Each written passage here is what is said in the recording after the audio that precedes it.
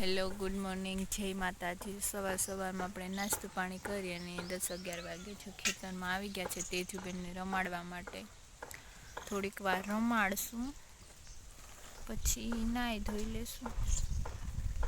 કારણ કે ઘરે હખના ન રહે, ચારી બાજુ દોડવાનું કામ કરતા હોય આખો દિવસ, એટલે અહીંયા લઈ આવીએ તો થોડોક ટાઈમ પણ વયો જાય. અત્યારે કાંઈ કામ હોય નહીં.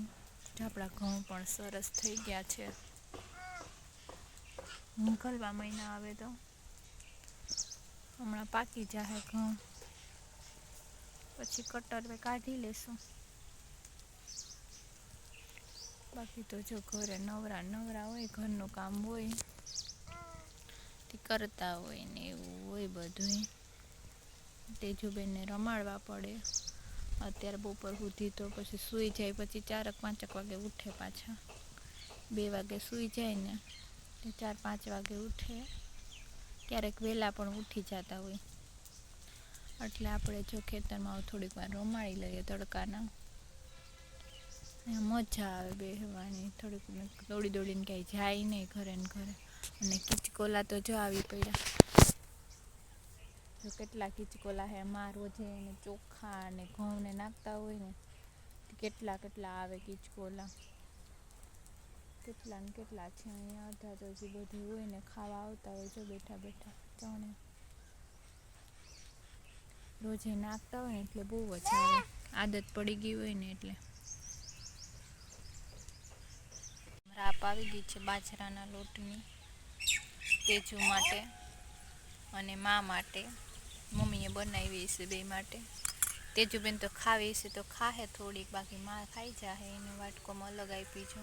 હવે ઠરે પછી આપણે ખવડાવીએ. મૂઠ ને બધું નાખીને બનાવી હોય. લસણ જો ફૂલ અહીંયા બેઠી કોઈ હોય નહીં એટલે અહીંયા રમ્યા કરે. બાકી ઘરે તો છે ને દોડીને ચારી બાજુ વહી જાય. એટલે આપણે એને અહીંયા લઈને આવતા રહીએ. રોજે થોડીક વાર રમાડીએ, પછી નાહી ધોઈ નાખીએ અને ખવડાવીને સુવડાવી દઈએ.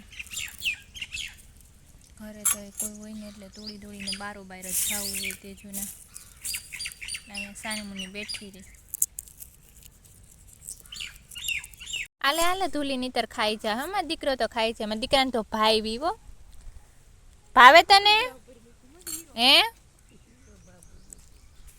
ભાવે તને? જો અહીંયા રમતે થોડુંક ખાઈ લે.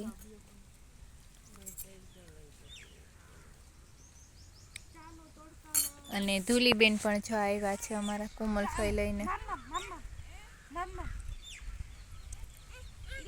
જો એને તો બેહવું ગમતુંય નથી. માં તેજસ્વી તો ચીરો ખાઈ લે હે ભાઈ. ધૂલી નથી દેવો, મારો દીકરો ખાઈ લે. હા, પછી હું લૂછી દઉં. હાલે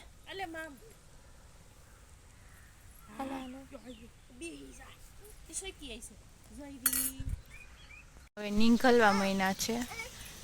અડધા તો નીકળી ગયા છે. હવે નથી જોતો. મોટા થઈ ગયા છે અને નીકળવા મહિના આવે તો પીળા સોરવા દેખાય. રાયના સોડવા છે, ઉઈ ગાય છે વચ્ચે.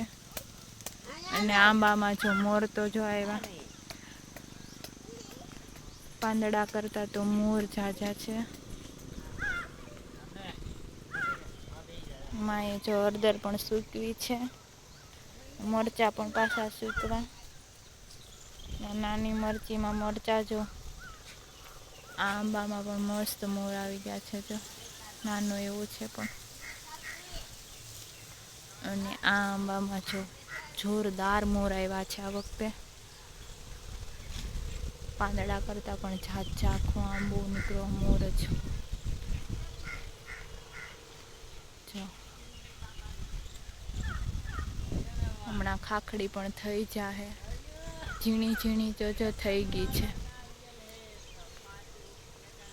જો ઝીણી થવા માંડી છે. જે પેલા ફાલ આવ્યો હતો ને એમાં ઝીણી થવા માંડી. ના બધાના બાકી છે. તેજુબેન જો અમારા ઘૂમરા મારે છે. ત્રોપો પીવા માટે આવ્યા હતા. શું બેટા? કાકુ ત્રોપો નથી દેતા એમ. હાલ આપે. અમારા તેજુબેનને ત્રોપો પીવો છે.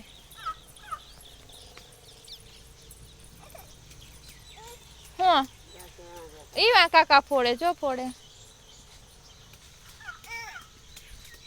ત્યાંથી લઈ લે હું જોતું હે હું જોતું પેલા ત્રોપા પીતા હશે ને ત્રોપા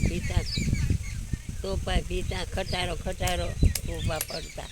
ઓહો તો હવે બધા નોખા થઈ ગયા એટલે બધાને હવે બધા નોખા થઈ ગયા તે હવે તો ગામ રેચાય નીકળે એટલા તો ગણાય ખાવા માટે આપણે કેરીયું નહીં છે ને કેરી તો કૂતરા ખાતા એવા આંબા હતા ને વાળ વાવતા શીતોડો હાલતો ઘરનો શીસોડો હતો કામાં ઘરના ગામના માણા ગોર ખાવા આવતા એટલી શેરડી ભેગી થતી હતી.